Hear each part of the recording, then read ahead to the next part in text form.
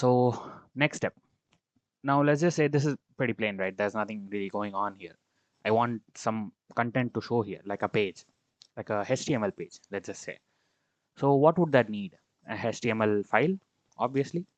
Let's just say home.html, right? Pretty basic. But another thing I want to focus here is that whenever you use the base root, right? Like the one without any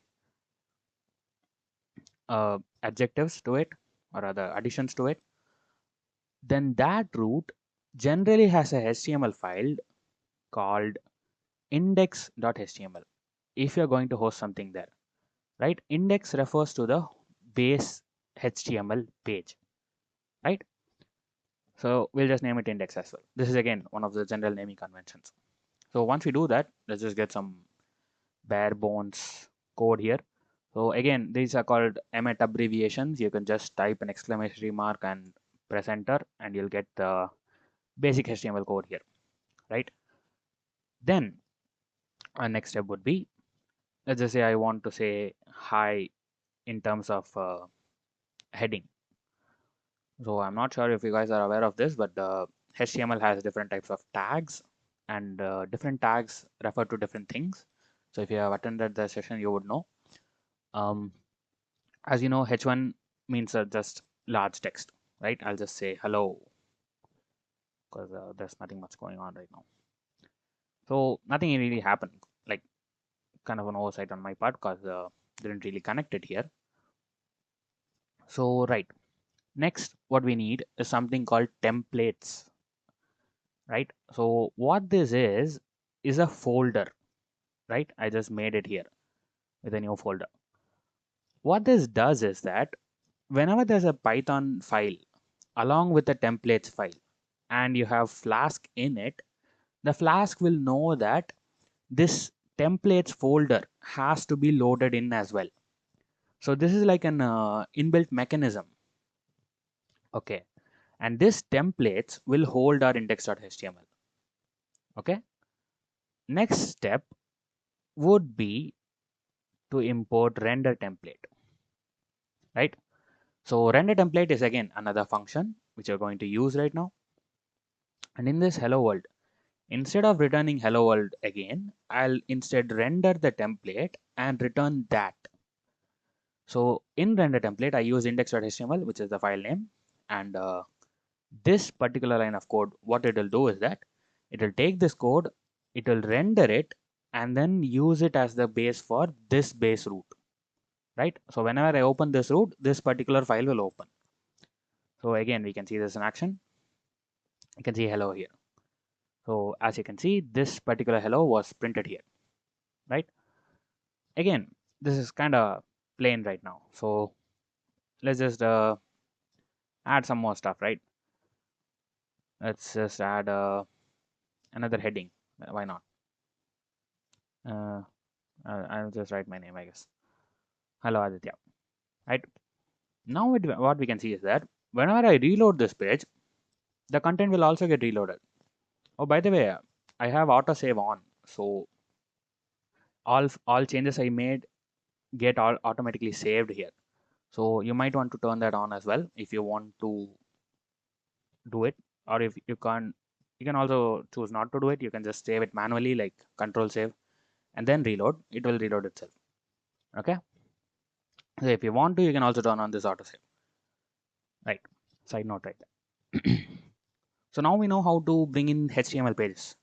I'm not gonna go into how to make this pretty and stuff because some other person will take that video.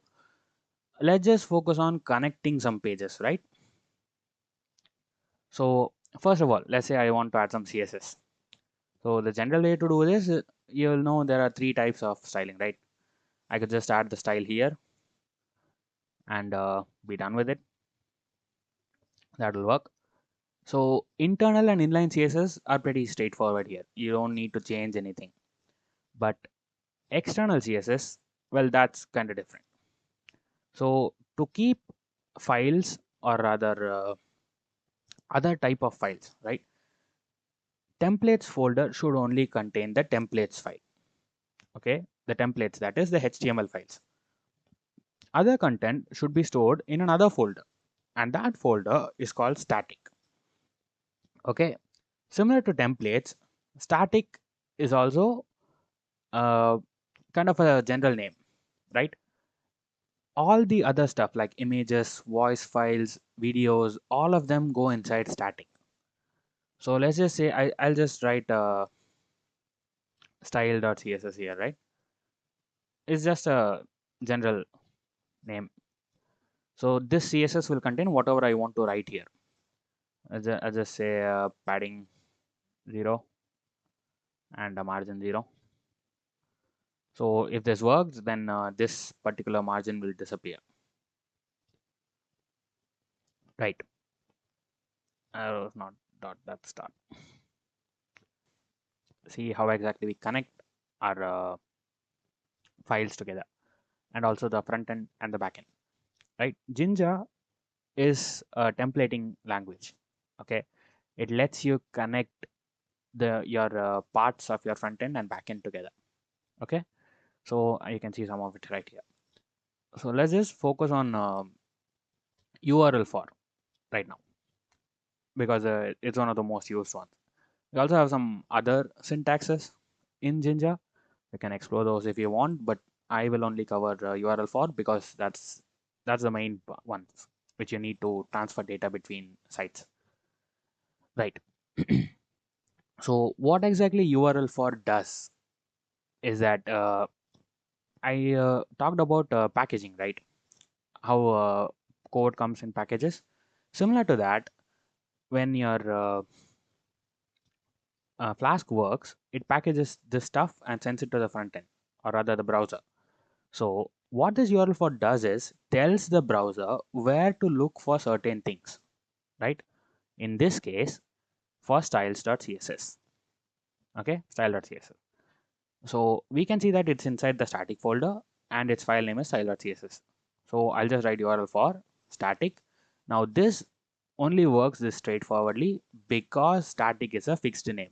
It is generally used in this context. This won't work if you use any other name other than static. Okay, you can change the file name, that is no problem, but static has to be the same, right?